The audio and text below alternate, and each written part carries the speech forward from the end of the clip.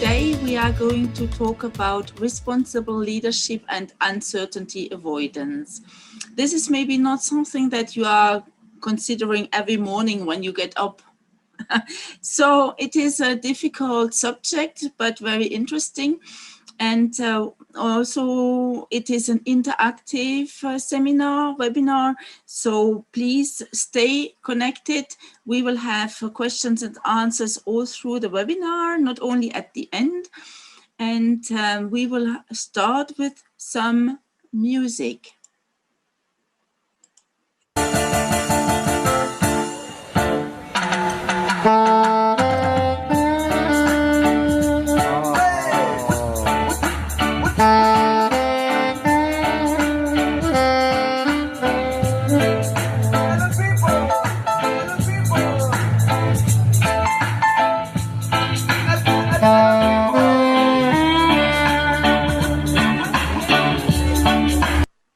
So today's session, you will see, you noted, it's about uncertainty avoidance and responsible leadership. And we are going to talk about responsible leadership and then about Geert Hofstede's cultural dimension, uncertainty avoidance. And then about the link of the two of them, we will have discussion and conclusion, and the discussion as always throughout the webinar. So what is the originality of this research? It's the study is a combination of the two of them, responsible leadership and uncertainty avoidance. So I would like to start right away with a question, and you, Nicola, you are ready to unmute people. So what is responsible leadership for you? And on the contrary, what would be irresponsible leadership for you? So please hear what you have to or what you would like to say and share. Yes, so if you would like to raise your hands and you can tell us what a responsible leader and irresponsible leadership means to you, I can unmute you and we can hear you. I'll just give you a couple of seconds to find the tool, or you can write in the Q&A box as well. Yeah, and it's not only politicians, it's not only leaders of countries or so, it can also be people, normal people that you know. Yeah, would anyone like to raise their hand and speak with us? I knew George is raising his hand, so I hope this time it works. Yes, George, I have asked to unmute you. Hello, are you there? Yes, hello. Yes, I think this time it worked. Ah, wonderful. Hi, George. Welcome. So hello, George. Good morning to you. Good morning, Ursula. I would say fundamentally, responsible leadership can only be recognized as such when the person who teaches this is also in private living and acting in a responsible way. So you cannot say that you should protect the nature and in the next minute you threw your chewing gum into the nature. That does not work. Nobody will believe to you. So fundamentally, your private behavior has to be in balance with what you teach. Thank you, George. Yes, I think you make allusion to myself, and I hope I have never thrown away a chewing gum into the nature in your presence. So thank you very much. No, you didn't. Good. Thank you. Okay, thank you. George. I think nobody else has raised their hands for now, so we can carry on. Yes, that's why I would like to ask if you have examples for irresponsible leadership. Do you know anybody who is, in your eyes, irresponsible?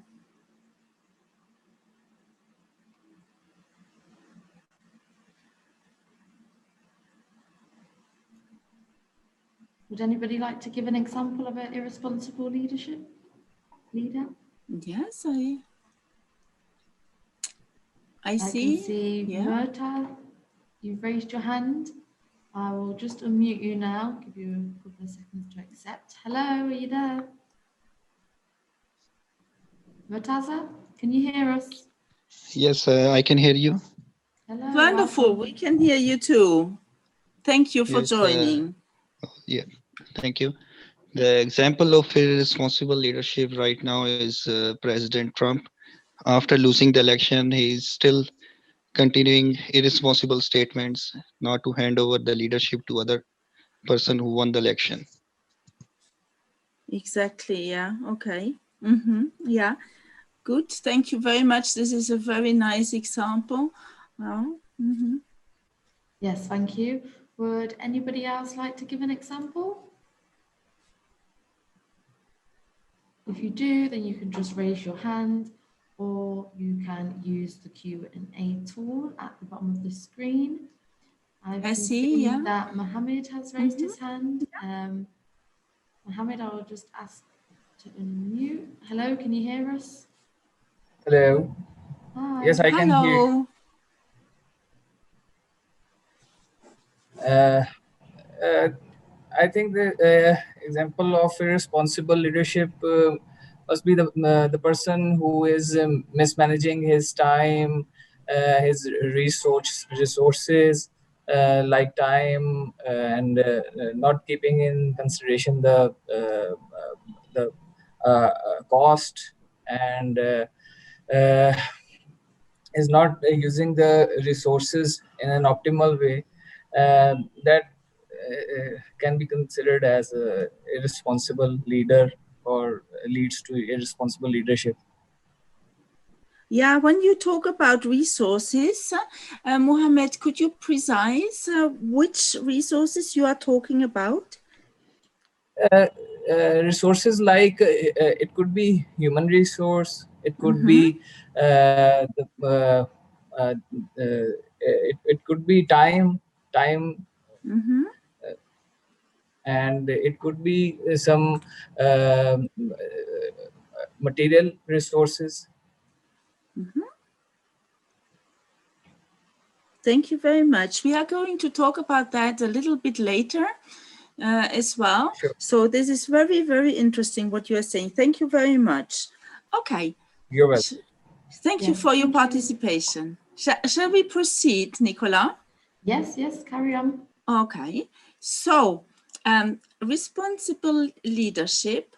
And then I would like to talk about uncertainty avoidance. As said, maybe not every morning you get up and have uncertainty avoidance in your mind. That's why I would like to introduce to you Geert Hofstede. Most of you know him maybe. If you don't, then you will after this webinar. He is born in the Netherlands in October 1928. And the year 2020 was unfortunately not only horrible because of coronavirus, but also because Geert Hofstede passed away in February.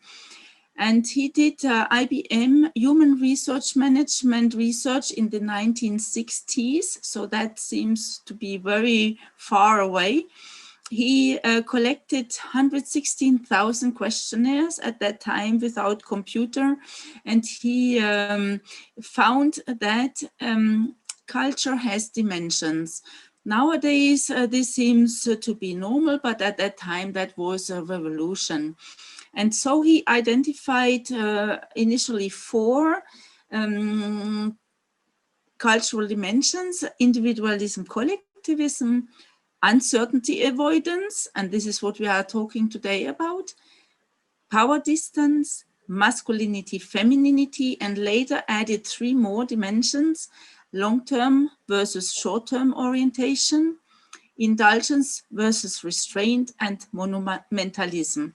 With this, he dared to contradict Maslow, Herzberg, and McClelland, and he brought cultural research from the United States to Europe. So, what is leadership? Leadership is defined by saying that there is a leader is somebody that people follow. It's as simple as that. So it is not management, because leadership cannot be delegated or automated. It's simply somebody, a leader is somebody who people follow.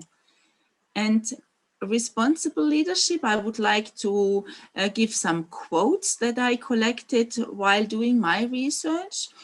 Some people said, me, I hope I'm a responsible leader, they say, because we have fun at work and we are in good mood. Or they say, my partner, my colleague, he, she is excellent. And then somebody said also, my boss is a responsible leader.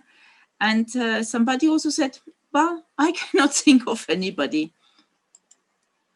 So let's go to the other point that is important to our research today, uncertainty avoidance.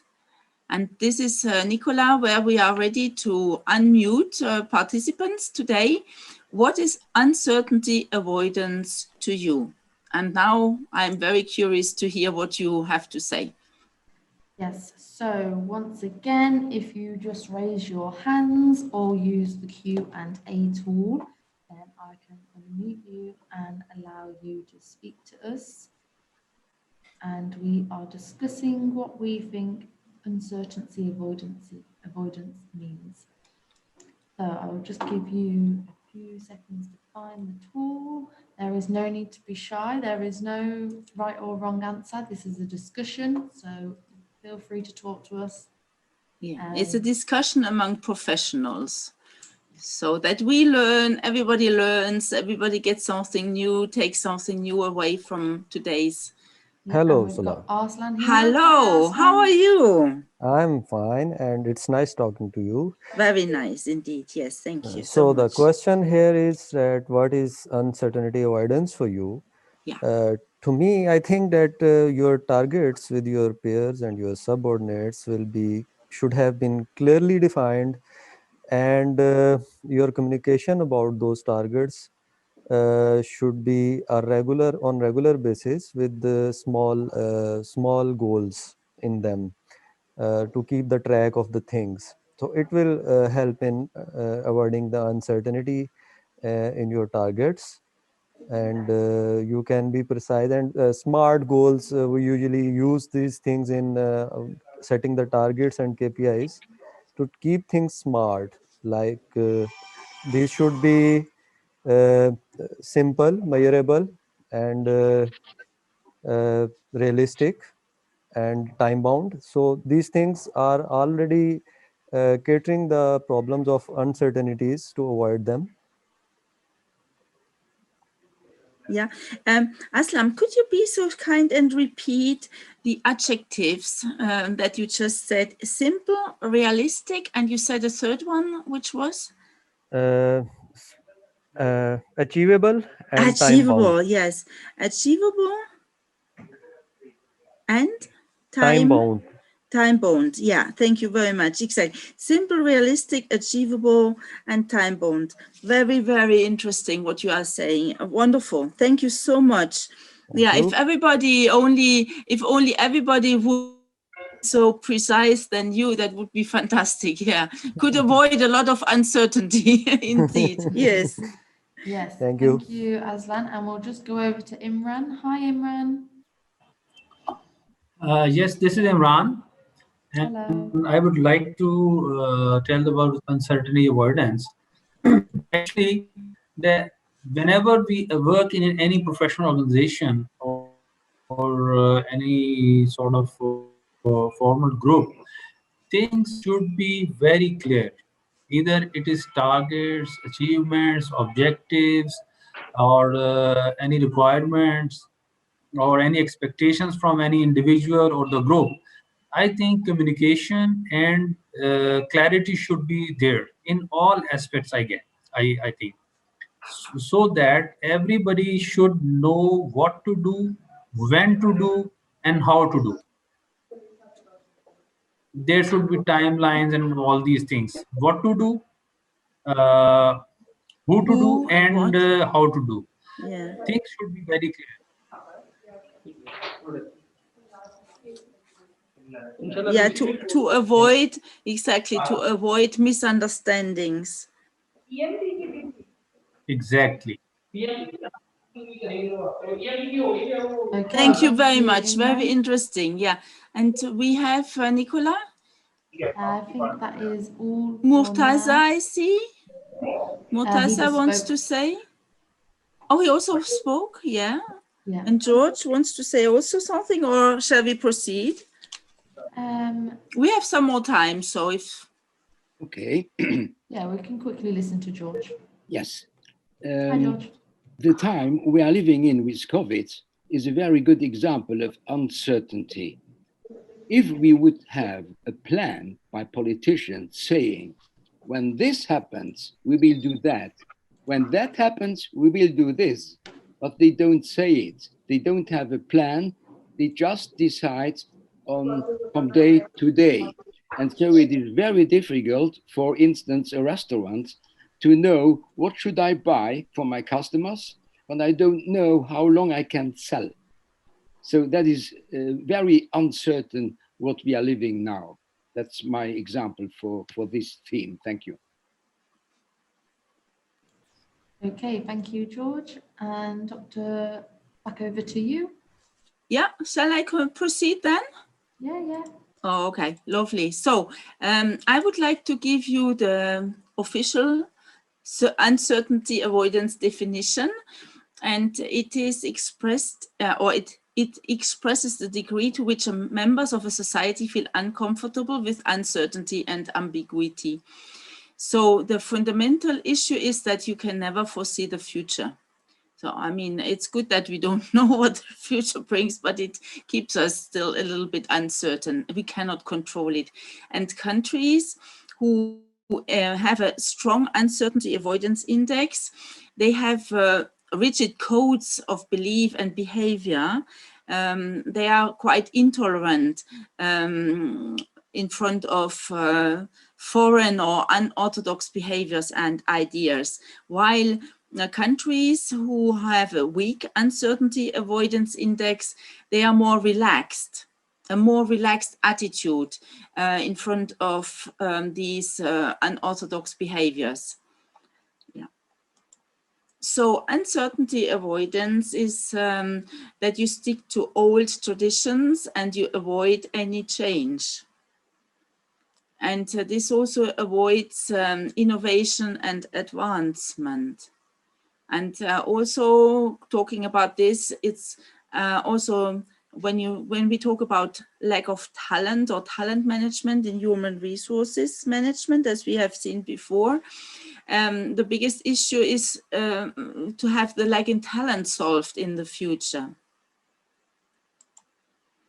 So my research question, and this is where Nicola is going again to unmute you, is about does the high uncertainty avoidance affect international cooperation?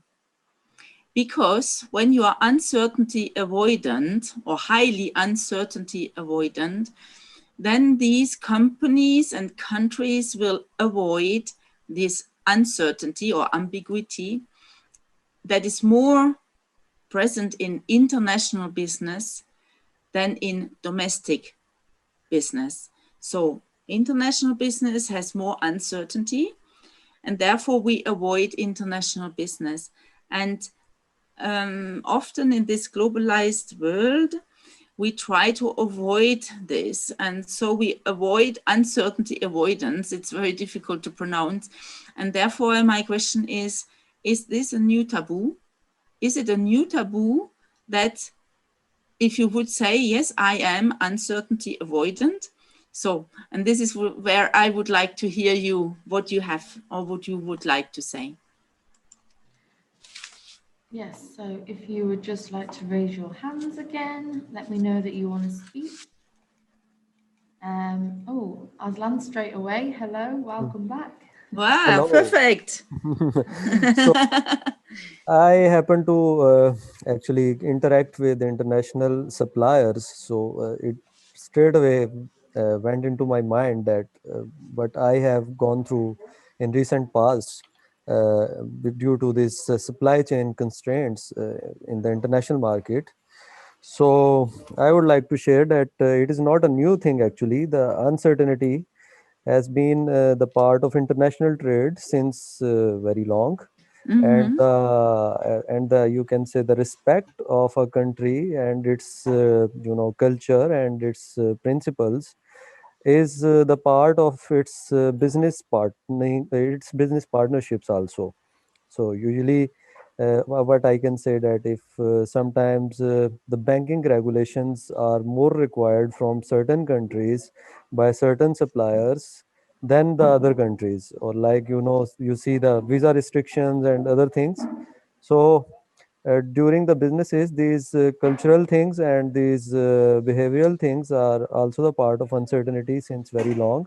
But now these are even more important now because people think that you should not travel with some more danger like COVID. The restrictions are there, so the weaker cultures are more vulnerable towards expanding in this pandemic. Uh, so that's what I wanted to share. Very interesting, awesome. Thank you very much indeed. And yes, it is there since a very, very long time. So it has always been there, but mostly I think it has been there without being noticed or without being talked about, or Exactly. that we really share the impression of it. That's why I said nobody really gets up in the morning and thinks about uncertainty avoidance. Yeah. So I suppose, at least me, I don't. But Mhm. it should be more present and more talked about and more pointed out. And also, do you think it's a taboo? Is it an old taboo or is it a new taboo? To be frank, to saying it a taboo is a bit over reaction to it. Mm-hmm. It is more being careful, I think. People want to be careful in their businesses, and they want to be logical sometimes, and they usually get hurt at some points, so they take the hype of the things, and it makes a repetition of some problems make the things as a taboo also sometimes. Like the good business developers also suffer from these things once they become a taboo. uh, but there is always a certain reason to the things behind. So to avoid those reasons, the good leadership can avoid uncertainties for people and businesses and other organizations and between the countries and the regulators. So it is an important subject. It's I don't think it a taboo actually, but it is something that becomes a taboo with time. Yeah, that's why I invested a lot of time in researching this subject that not so many researchers invested in before before I asked the question Mhm. to link responsible leadership and uncertainty avoidance, and Yes, it that's is what I interesting. It is yeah. an interesting subject, and we have been. Yes, you are right that we have never been thinking about it for the on the daily basis, but during these times, it is much more important now to align your priorities. And to align your priorities, you have to be very certain about things, and you have to avoid the uncertainties with the leadership. Mhm. Okay, thank you very much, Aslam. Thank you. Do we have anybody else, Nicola, who wanted to say something? No, you're okay to continue.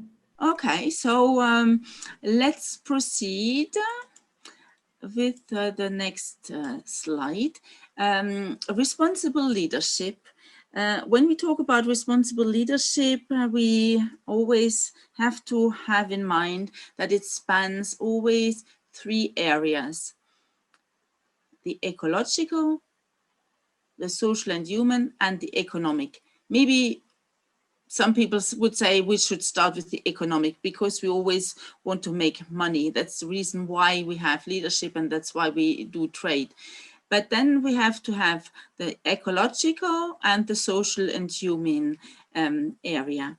And when we talk about irresponsible leadership, this is exactly the contrary of responsible leadership.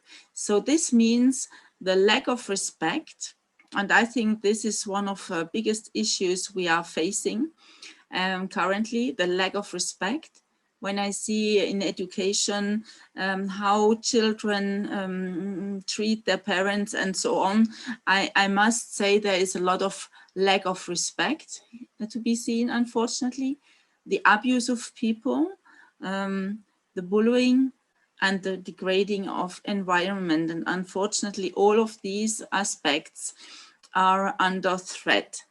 And then I would like to again ask Nicola to be so kind as to unmute people who would like to participate in the next question. So with the requirements of globalization and internationalization, I knew it, the word very difficult to pronounce, is uncertainty avoidance out of place?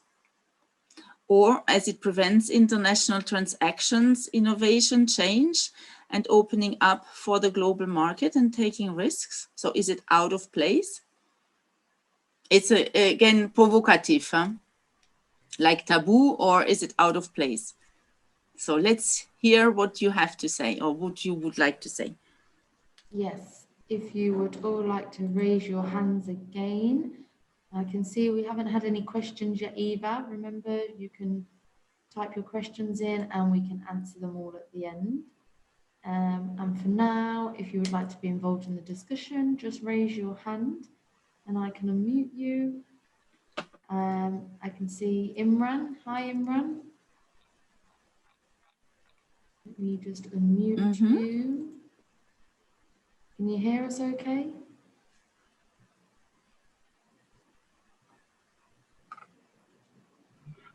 Hi, Imran.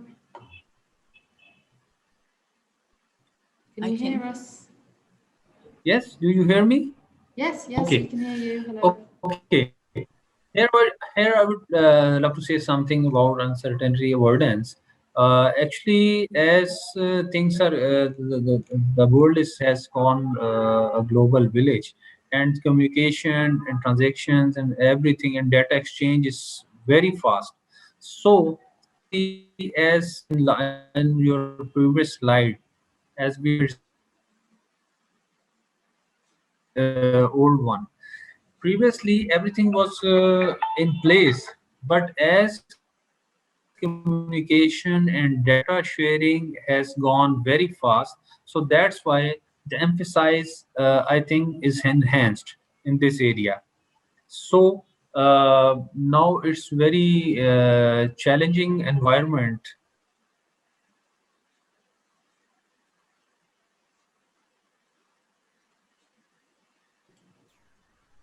Yes, thank you, Imran. I think Dr. Isa is just making notes of everything you say. Yeah, I always take notes so that I have an overview.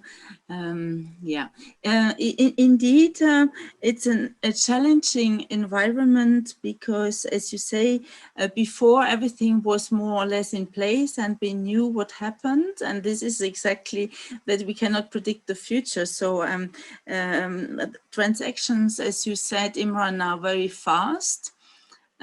For some people too fast to follow. And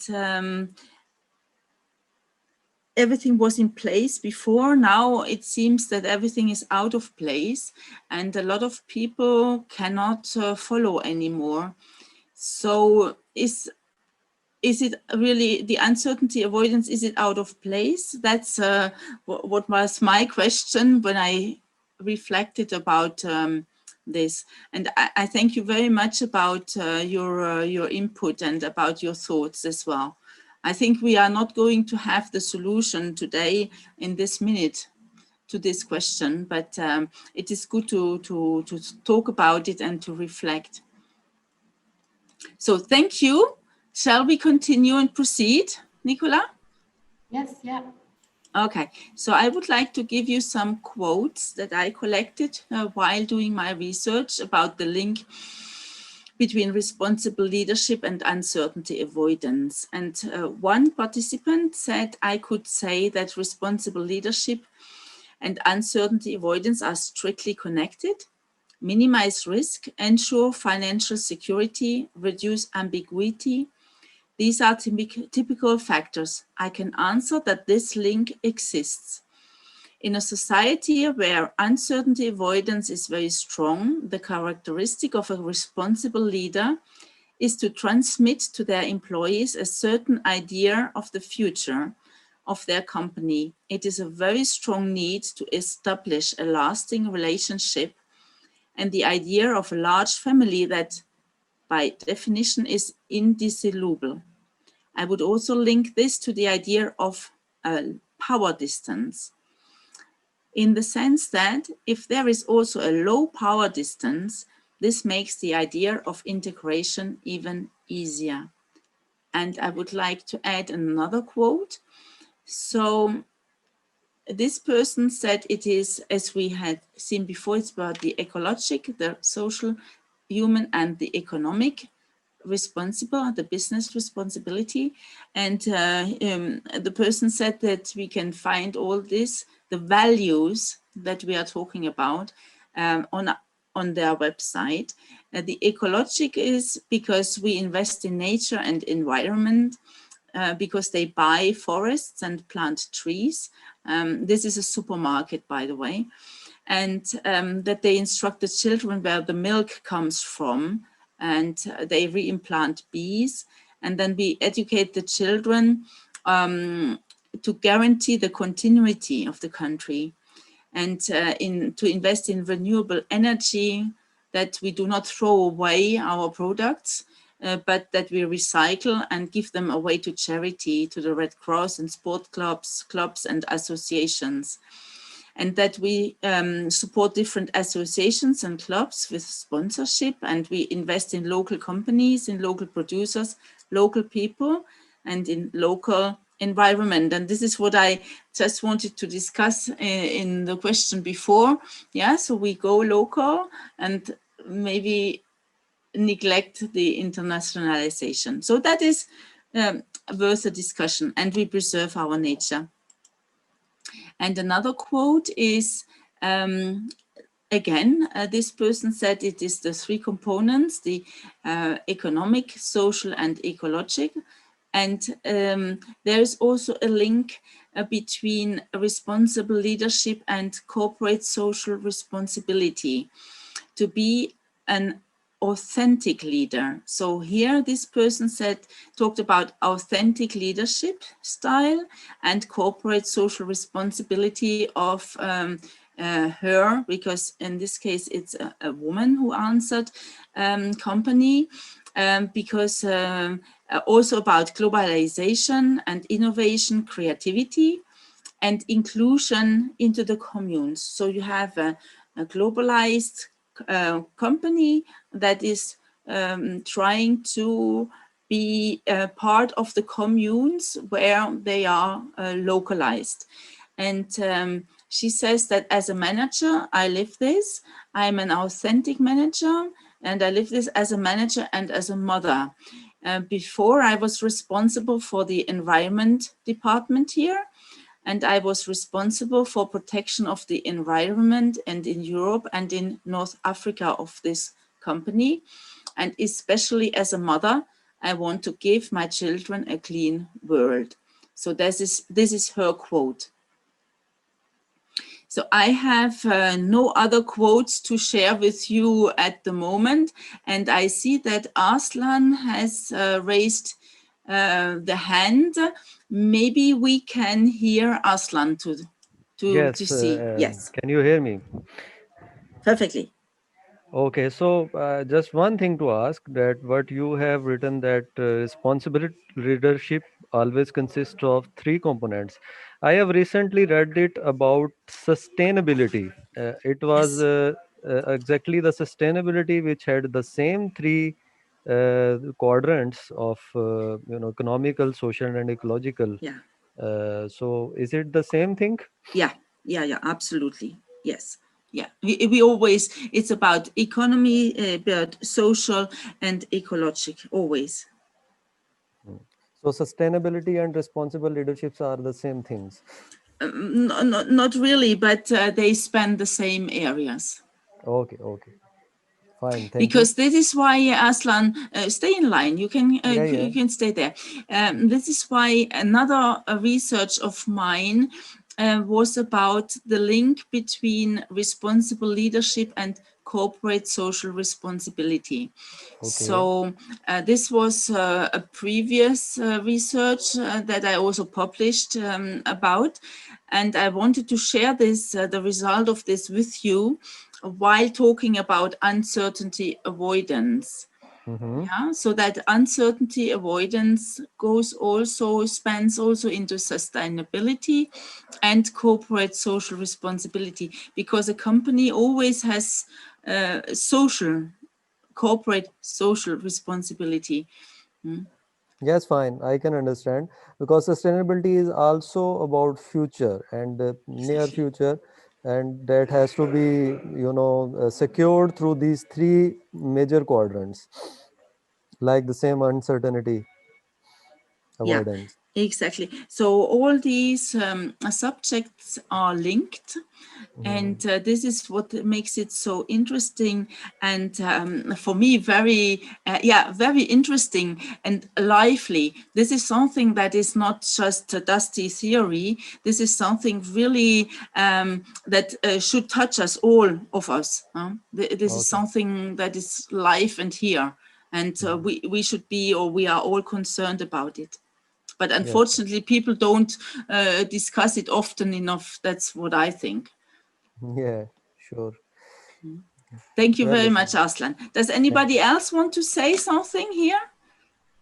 Yes, thank you, Aslan. Imran, does Imran want to has speak? raised his hand. Hi, Imran. As you have mentioned, three components of responsible leadership, and can we add consistency here? Yes, of course, we can also add consistency here. Absolutely, yes. Yeah. The three components you have mentioned. Yeah. Okay. Absolutely, yes. Thank you. So, if there is nothing else here, then I would like to proceed to the next slide, and we have 20 more minutes. So we are already coming to the conclusion, so that we also have a lot of time left to discuss at the end.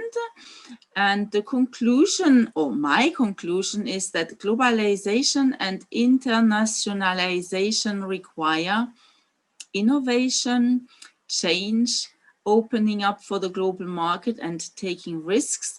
And I also could have added flexibility. And therefore, they require low uncertainty avoidance. And this would be a call for change. And maybe, we can discuss this. This is what I would like to discuss, and I show you in the next slide so that we can discuss it.